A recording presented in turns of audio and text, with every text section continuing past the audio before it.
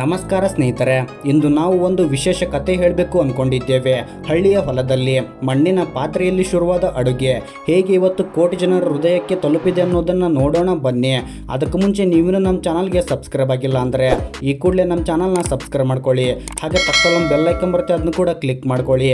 ಹಾಗೆ ದಯವಿಟ್ಟು ಈ ವಿಡಿಯೋಗೊಂದು ಲೈಕ್ ಕೊಡಿ ಸ್ನೇಹಿತರೆ.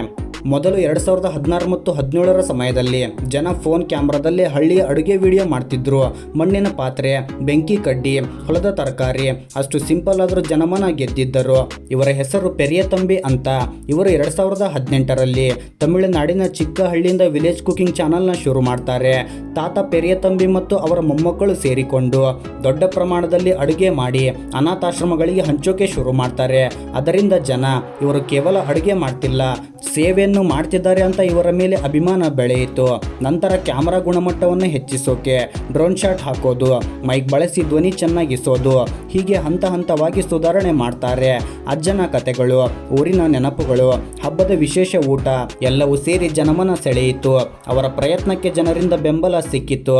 ಇವತ್ತಿನವರೆಗೆ 2.9 ಕೋಟಿ ಅಭಿಮಾನಿಗಳನ್ನು ಹೊಂದಿದ್ದಾರೆ.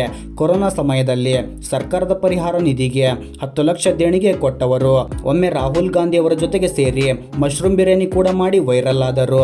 ಇದರ ಜೊತೆಗೆ ಇವರ ಆದಾಯವೂ ಬೆಳೆಯಿತು. ಯೂಟ್ಯೂಬ್ನಿಂದ ತಿಂಗಳಿಗೆ 20ರಿಂದ 30 ಲಕ್ಷ, ವರ್ಷಕ್ಕೆ 4ರಿಂದ 5 ಕೋಟಿ, ಒಟ್ಟಾರೆ ಈಗಾಗಲೇ 17ರಿಂದ 18 ಕೋಟಿ ಗಳಿಸಿದ್ದಾರೆ. ಅವತ್ತು ಹಳ್ಳಿಯ ಮಣ್ಣಿನ ಪಾತ್ರೆಯಲ್ಲಿ ಶುರುವಾದ ಚಿಕ್ಕ ಪ್ರಯತ್ನ ಇವತ್ತು ವಿಶ್ವಮಟ್ಟದಲ್ಲಿ ದೊಡ್ಡ ಹೆಸರು ಮಾಡಿದೆ. ಇದರಲ್ಲಿರುವ ಪಾಠ ಏನು ಗೊತ್ತಾ? ಸರಳ ಜೀವನ, ಶ್ರಮ, ಒಗ್ಗಟ್ಟು ಇದ್ದರೆ ಹಳ್ಳಿಯಿಂದಲೇ ವಿಶ್ವವನ್ನು ಗೆಲ್ಲಬಹುದು ಅಂತ. ಇದು ಹಳ್ಳಿ ಅಡುಗೆ ಚಾನಲ್ಗಳ ಸತ್ಯಕತೆ ಸ್ನೇಹಿತರೆ. ನಿಮಗೆ ಈ ವಿಡಿಯೋ ಸ್ವಲ್ಪ ಆದರೂ ಇಷ್ಟ ಆಗಿದ್ದರೆ ಈ ವಿಡಿಯೋಗೊಂದು ಲೈಕ್ ಕೊಡಿ.